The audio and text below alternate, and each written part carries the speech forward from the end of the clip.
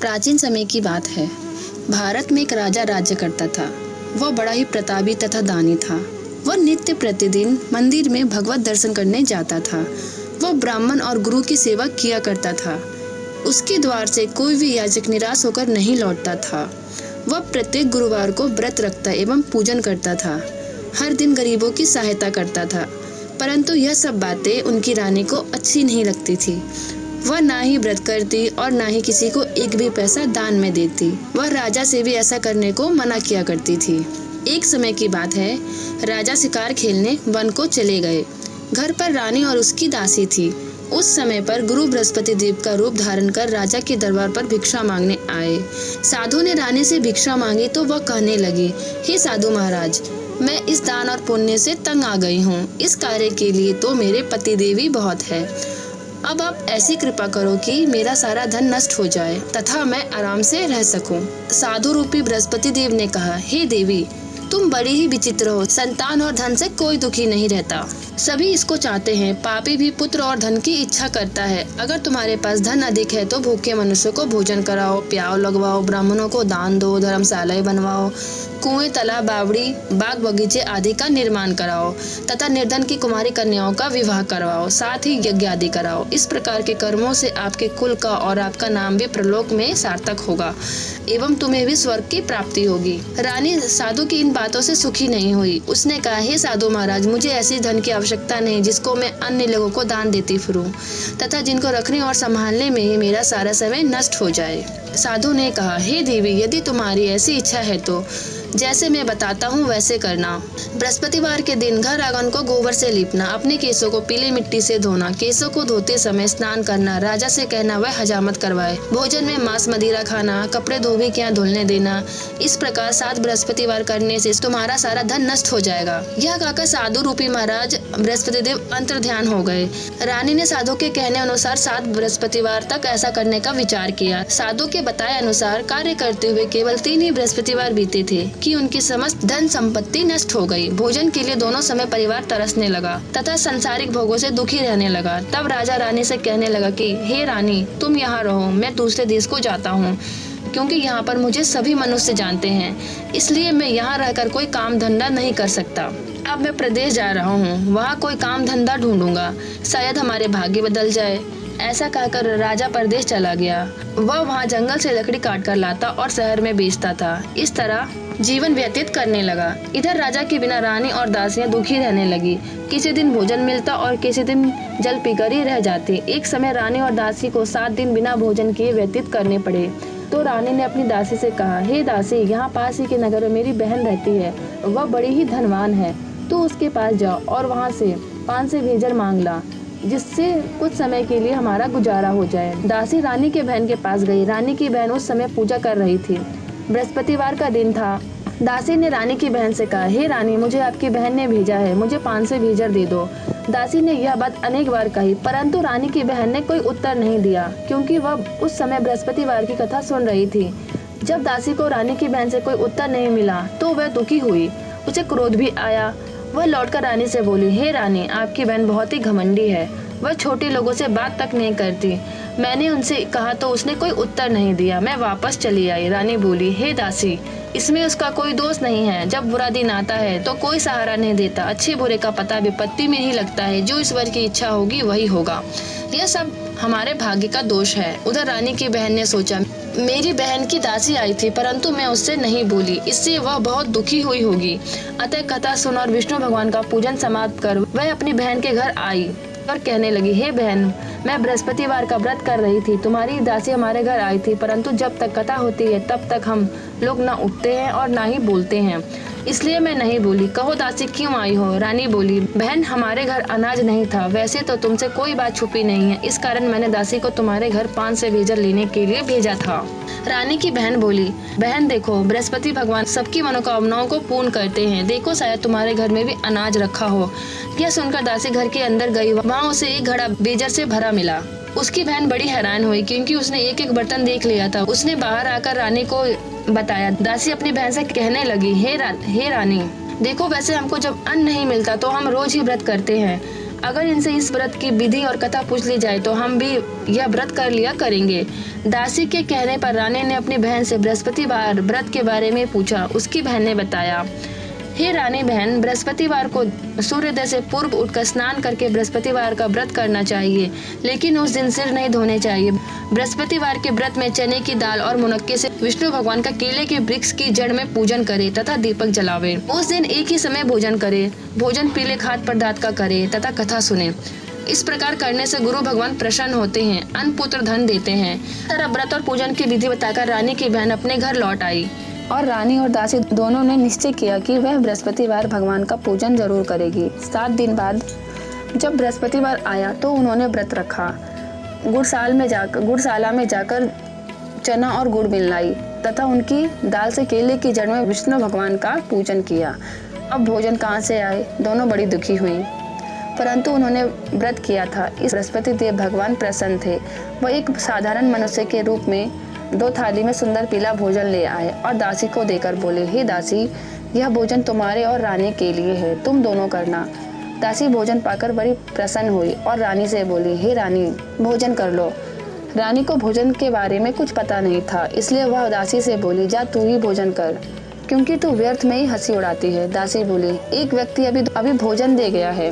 रानी कहने लगी, वह भोजन तेरे लिए दे गया है, जा तू ही भोजन कर। दासी ने कहा, वह व्यक्ति हम दोनों के लिए 2 थाली में भोजन दे गया है, इसलिए मैं और आप दोनों ही साथ साथ भोजन करेंगे। फिर दोनों ने गुरु भगवान को नमस्कार कर भोजन प्रारंभ किया। उसके बाद से वह प्रत्येक बृहस्पतिवार को गुरु भगवान का व्रत और पूजन करने लगी। बृहस्पति भगवान की कृपा से उनके पास धन हो गया, परंतु रानी पहले की तरह फिर से आलस्य करने लगी। तब दासी ने बोली, देखो रानी, तुम पहले भी इस प्रकार आलस्य करती थी, तुम्हें धन को रखने में कष्ट होता था, इस कारण सभी धन नष्ट हो गए। अब गुरु भगवान की कृपा से धन मिला है तो फिर तुम्हें आलस्य होता है। बड़ी मुसीबतों के बाद हमने यह धन पाया है, इसलिए हमें दान पुण्य करना चाहिए।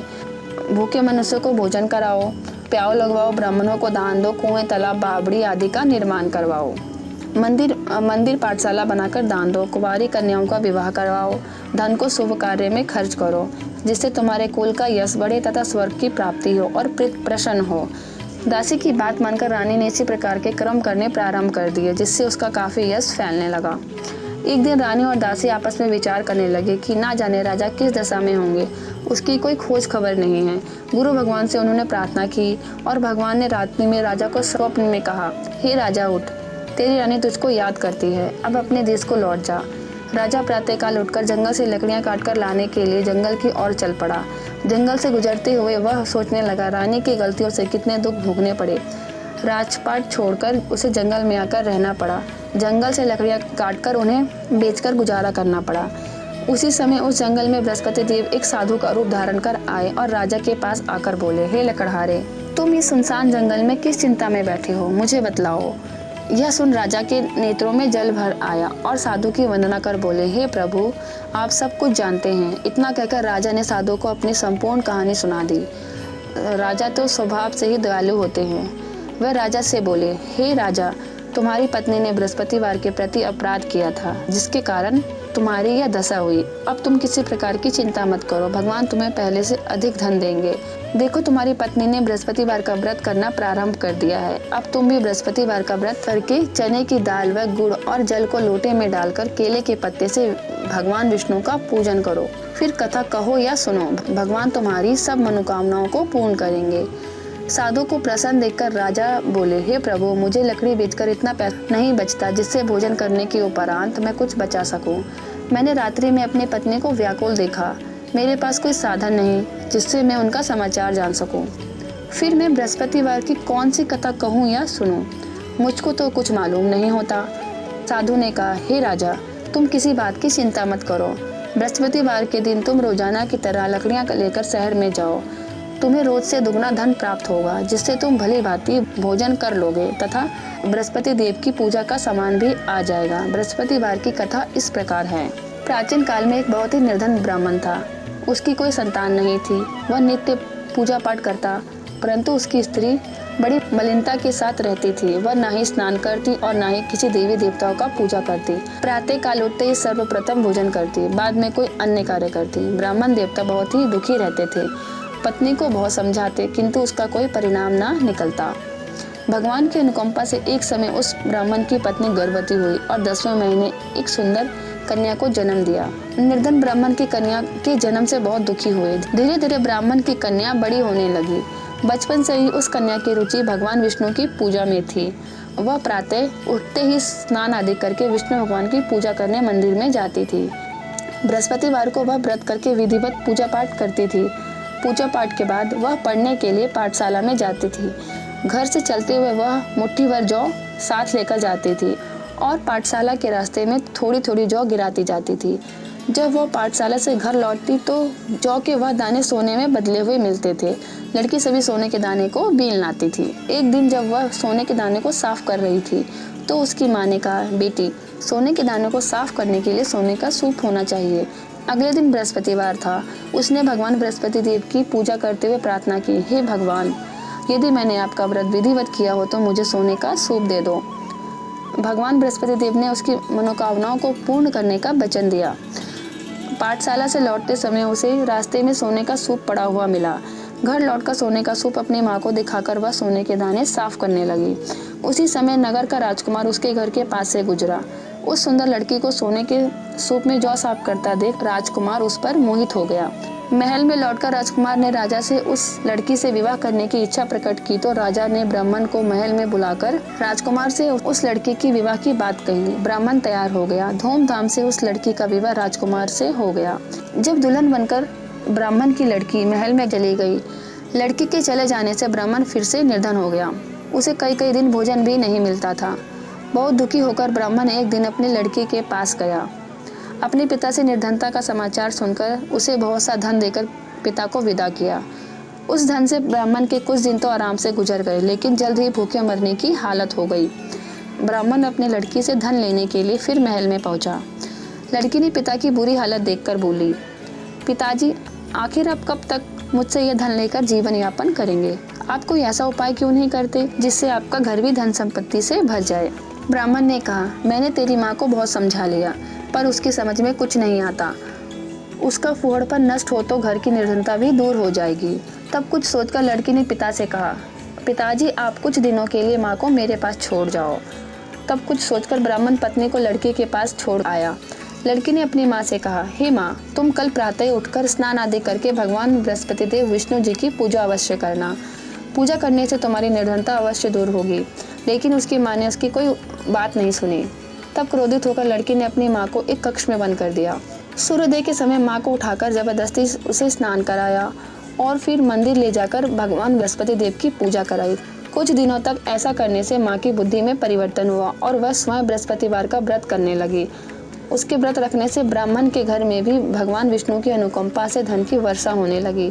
दोनों पति पत्नी धन संपत्ति पाकर आनंद पूर्वक जीवन यापन करते हुए विष्णु धाम को चले गए। लकड़हारा बने राजा ने उस साधु से भगवान बृहस्पति देव की यह कथा सुनकर बृहस्पतिवार का व्रत करके भगवान विष्णु की पूजा की। उस दिन से उसके सभी कलेश दूर हो गए। लेकिन अगले बृहस्पतिवार को काम काज में अधिक व्यस्त होने के कारण उसने भगवान बृहस्पति देव जी का व्रत नहीं किया। भगवान बृहस्पति देव जी लकड़हारे से क्रोधित हो गए और उसे भूल की सजा दी। उस दिन नगर के राजा ने नगर में घोषणा करके सबको सूचित किया, प्रत्येक नागरिक मेरे घर में भोजन करने आए। जो नहीं आएगा उसे अपराधी मानकर भारी दंड दिया जाएगा। लकड़हारा बने राजा ने उस नगर के राजा की घोषणा तो सुनी, लेकिन जंगल से लकड़ी काट कर लाने और उन्हें बेचने में देर हो जाने के कारण वह समय पर महल में भोजन करने नहीं आ सका। अतः राजा के सैनिक लकड़हारे को पकड़कर महल में ले गए। राजा ने उसे महल के एक कक्ष में बिठाकर भोजन कराया। उस कक्ष में खूंटी पर रानी सोने का हार लटका हुआ था। लकड़हारा अकेले उस कक्ष में भोजन कर रहा था। तभी उसने एक आश्चर्यजनक घटना घटती देखी। देखते ही देखते वह खूंटी हार को निगल गई। थोड़ी देर बाद राजा ने हार को गायब देखा तो लकड़हारे को कारावास में डलवा दिया। लकड़हारा मन ही मन अपने भाग्य को कोसने लगा। तभी उसे जंगल में मिले साधु का स्मरण आया। थोड़ी देर में भगवान बृहस्पति देव सन्यासी के रूप में उसके सामने प्रकट हुए और कहे, हे लकड़हारे, तूने भगवान बृहस्पति देव की पूजा नहीं की, इसी कारण तुझे यह कष्ट हुआ। लेकिन अब चिंता मत करो, बृहस्पतिवार के दिन कारागार के दरवाजे पर तुझे कुछ पैसे पड़े मिलेंगे। उन पैसों से भगवान बृहस्पति देव व्रत करके उसकी पूजा करोगे तो तुम्हारे सब दुख नष्ट हो जाएंगे। बृहस्पतिवार के दिन दरवाजे पर पड़े मिले पैसे से चने और गुड़ मंगवाकर लकड़हारे ने बृहस्पतिवार की व्रत कही तो भगवान बृहस्पति देव ने प्रसन्न होकर उस नगर के राजा को स्वप्न में लकड़हारे को कारागार से मुक्त करने को कहा। सुबह राजा ने अपने कक्ष में आकर देखा तो खूंटी पर रानी का हार लटका हुआ था। राजा ने लकड़हारे को मुक्त कर दिया और उसे धन और आभूषण देकर विदा किया। लकड़हारा बना राजा उस नगर से चलकर अपने नगर में पहुंचा तो उस नगर में कुएं, धर्मशालाएं, बाग बगीचे देखकर बहुत प्रसन्न हुआ। राजा ने कहा, ये कुएं, धर्मशालाएं किसने बनवाई हैं? सबने उसे बताया, ये सब रानी और उसकी दासी ने बनवाए हैं। राजा महल में पहुंचा तो रानी ने उसका भव्य स्वागत किया। तब राजा ने निश्चय किया कि सप्ताह में एक बार तो सभी बृहस्पति देव का व्रत तथा पूजन करते हैं, परंतु मैं प्रत्येक दिन व्रत किया करूंगा तथा दिन में 3 बार कथा कहा करूंगा। अब राजा हर समय दुसाले में चने की दाल बांधे रहता था। दिन में 3 बार बृहस्पतिवार की कथा कहता था। कुछ दिनों बाद राजा को अपनी बहन की याद आई। एक दिन घोड़े पर सवार होकर राजा अपनी बहन से मिलने को चला गया। अभी राजा नगर के बाहर ही पहुंचा था कि उसने कुछ लोगों को एक शव ले जाते देखा। राजा को स्मरण हो गया कि आज उसने किसी को बृहस्पतिवार की कथा नहीं सुनाई है। राजा ने उन लोगों को रोककर कहा, भाइयों, आप सबको ले जाने से पहले मुझसे बृहस्पतिवार की कथा सुन ले। लोगों ने राजा पर क्रोधित होते हुए कहा, तुम पागल तो नहीं हो? लेकिन कुछ बड़े बूढ़े लोगों ने कहा, अच्छा भाई, साथ में चलते चलते तुम अपनी कथा भी सुना लो। राजा ने चलते हुए आधी कथा ही सुनाई थी कि सब हिलने लगा। राजा की पूरी कथा सुनाते ही सब उठकर बैठ गया। लोगों ने हैरानी से दांतों तले उंगली दबाई और अगले बृहस्पतिवार से भगवान बृहस्पति देव का व्रत करने तथा कथा सुनने का निश्चय किया। अब घोड़े पर सवार राजा चलते हुए एक किसान के पास पहुंचा। किसान अपने खेत में हल चला रहा था। राजा ने कहा, अरे भाई, मुझसे अब बृहस्पतिवार की कथा सुन लो। किसान झुझक कर बोला, अरे भाई, देख नहीं रहे, जितनी देर तक तुम्हारी कथा सुनूंगा उतनी देर में तो मैं पूरे खेत में हल चला लूंगा। राजा निराश होकर चलने लगा। तभी किसान के बैल लड़खड़ाकर जमीन पर जा गिरे। किसान के पेट में भी जोड़ों का दर्द होने लगा। उस किसान की पत्नी जब खाना लेकर आई तो उसने किसान से इस बारे में पूछा। किसान ने घुड़सवार की पूरी कहानी सुना दी। किसान की पत्नी दौड़ती हुई राजा के पास पहुंचकर हाथ जोड़कर बोली, भैया, मैं तुम्हारी कथा सुनने को तैयार हूँ। राजा ने उसके खेत पर पहुंचकर बृहस्पतिवार की कथा सुनाई। तभी बैल उठकर खड़े हो गए। किसान के पेट का दर्द भी तुरंत ठीक हो गया। राजा अपनी बहन के घर पहुंचा तो उसकी बहुत आव भाव हुई। अगले दिन सुबह उठकर राजा ने देखा घर के सभी लोग भोजन कर रहे हैं। किसी भूखे को बृहस्पतिवार की कथा सुनाए बिना राजा भोजन नहीं करता था। उसने बहन से कहा, बहन, क्या घर में कोई ऐसा व्यक्ति है जिसने अभी तक भोजन न किया हो? उसकी बहन बोली, भैया, हमारे घर में तो क्या, आपको पूरे नगर में कोई ऐसा व्यक्ति नहीं मिलेगा जिसने सुबह सुबह भोजन ना किया हो। तब राजा ने बहन के घर से निकलकर उस नगर में बिना भोजन किए व्यक्ति की तलाश की। एक गडरिये के घर में उसका बेटा बीमार होने के कारण भूखा रह गया था। राजा ने उसको जाकर बृहस्पतिवार की कथा सुनाई। कथा सुनते सुनते गडरिये का बीमार बेटा बिल्कुल ठीक हो गया। सबने राजा की बहुत प्रशंसा की। एक दिन राजा ने अपनी बहन से कहा, बहन, अब हम अपने घर को जाना चाहते हैं, तुम भी हमारे साथ चलो, कुछ दिन वहाँ रहकर लौट आना। राजा की बहन ने अपनी सास से पूछा तो सास ने ताने देते हुए कहा, बहू, मायके जाना हो तो अकेली जाना, मेरे पोतों को साथ नहीं ले जाना, क्योंकि तुम्हारे भाई की कोई संतान नहीं है। कहीं तुम्हारी भाभी मेरे पोते पर कोई जादू टोना ना कर दे। दूसरे कक्ष में बहन की सास की बातें सुनकर राजा दुखी मन से अकेले ही अपने नगर को लौट आ गया। रानी ने राजा से कहा, आप तो अपनी बहन को साथ लाने की बात कह रहे थे, फिर बहन को साथ क्यों नहीं लाए? तब राजा ने दुखी होते हुए कहा, रानी, हम निसंतान हैं, इसलिए हमारे घर कोई आना पसंद नहीं करता। रानी ने राजा को समझाया, हे प्राणनाथ, हमें बृहस्पति देव भगवान ने सब कुछ दिया है, अब भगवान बृहस्पति देव हमें संतान भी अवश्य देंगे। बृहस्पतिवार को विधिवत व्रत करते हुए राजा रानी ने भगवान बृहस्पति देव से संतान के लिए प्रार्थना की। कुछ दिनों बाद उन्होंने स्वप्न में दर्शन देते हुए कहा, हे राजन, तेरी मनोकामना अवश्य पूरी होगी। 1 सप्ताह बाद ही रानी गर्भवती हो गई। 10वें महीने रानी ने एक सुंदर पुत्र को जन्म दिया। राजा रानी जीवन पर्यंत बृहस्पतिवार का व्रत करते रहे। उनके घर में धन की वर्षा होती रही। इस तरह आनंद पूर्वक जीवन यापन करते हुए राजा रानी भगवान बृहस्पति देव की अनुकंपा से मोक्ष को प्राप्त करके सीधा वैकुंठ धाम पहुंच गए। बृहस्पतिवार को विधिवत व्रत करके जो स्त्री पुरुष भगवान विष्णु की पूजा करते हैं, भगवान उनकी सभी मनोकामनाओं को पूर्ण करते हैं। बोलो विष्णु भगवान की जय, साचे दरबार की जय। जय बृहस्पति देवा, ओम जय बृहस्पति देवा। छिन छिन भोग लगाऊं, कदली फल मेवा। ओम जय बृहस्पति देवा। तुम पूर्ण परमात्मा, तुम अंतर्यामी, जगत पिता जगदीश्वर, तुम सबके स्वामी। ओम जय बृहस्पति देवा। चरणामृत निज निर्मल, सब पातक हरता, सकल मनोरथ दायक, कृपा करो भरता। ओम जय बृहस्पति देवा। तन मन धन अर्पण कर, जो जन शरण पड़े, प्रभु प्रकट तब हो कर, आकर द्वार खड़े। ओम जय बृहस्पति देवा। दीन दयाल दयानिधि, भक्तन हितकारी, पाप दोष सब हरता, भव बंधन हारी। ओम जय बृहस्पति देवा। सकल मनोरथ दायक, सब संशय हारी, विषय विकार मिटाओ, संतन सुखकारी। ओम जय बृहस्पति देवा। जो कोई आरती तेरी प्रेम सहित गावे, ज्येष्ठानंद आनंदन, जो निश्चय पावे। ओम जय बृहस्पति देवा। ओम जय बृहस्पति देवा। बोलो विष्णु भगवान की जय, साचे दरबार की जय।